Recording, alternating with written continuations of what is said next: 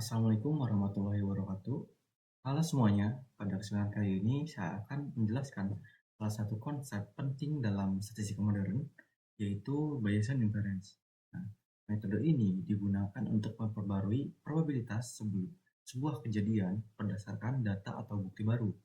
Nah, sebelumnya, perkenalkan saya Jamal Abdul Nasir dengan NPM 2470061111015. Nah, di sini saya membuat video ini untuk memenuhi tugas mata kuliah probabilitas dan statistika. Lanjut. Nah, apa sih itu Bayesian inference? Nah, Bayesian inference adalah salah satu cara untuk memperbarui keyakinan atau probabilitas dari suatu hipotesis. Nah, ketika kita mendapatkan informasi baru, kita punya keyakinan awal yang disebut prior. Nah, kita mendapat bukti baru yang disebut likelihood.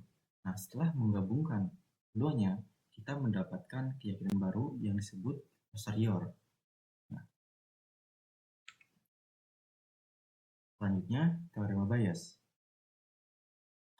Rumusnya itu posterior sama dengan likelihood dikali prior dibagi evidence, yang dimana probabilitas hipotesis H benar setelah melihat data D itu merupakan posterior. Peluang munculnya data D jika hipotesis A benar itu adalah likelihood. Probabilitas awal dari hipotesis H sebelum melihat data ini disebut prior. Terus untuk total probabilitas munculnya data D dari semua kemungkinan itu disebut evidence. Nah, selanjutnya kita masuk ke studi kasus. Nah, studi kasusnya itu adalah diagnosis penyakit. Nah, misalkan ada sebuah penyakit langka yang hanya menyerang 1% populasi.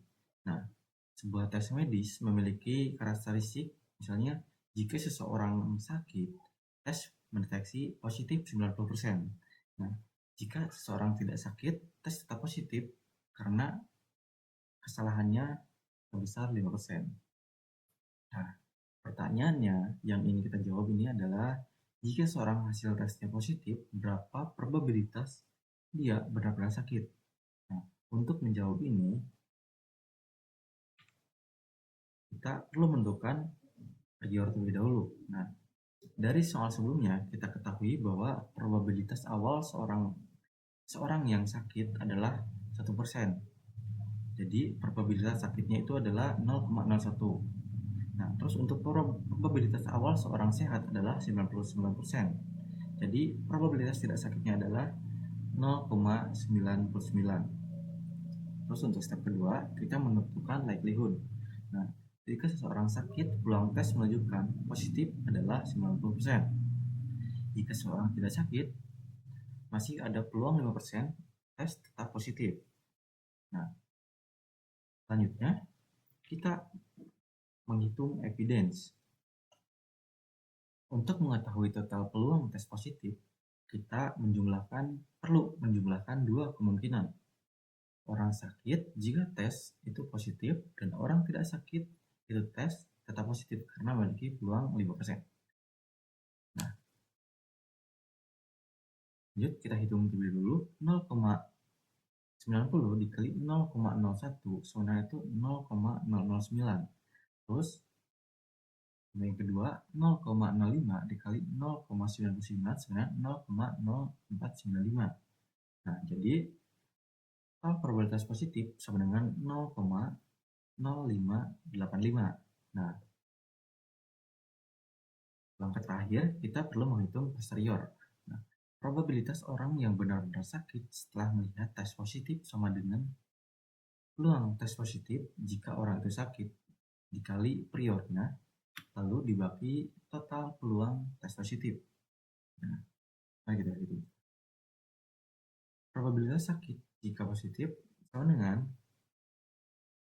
0,009 dibagi 0,0585 sama dengan 0,1538, yang artinya walaupun hasil tes positif kemungkinan orang itu benar-benar sakit hanya sekitar 15%.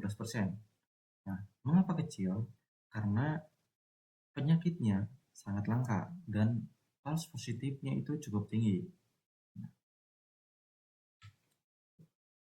Jadi, kesimpulannya, Bayesian inference membantu kita memperbarui probabilitas dengan mempertimbangkan informasi baru.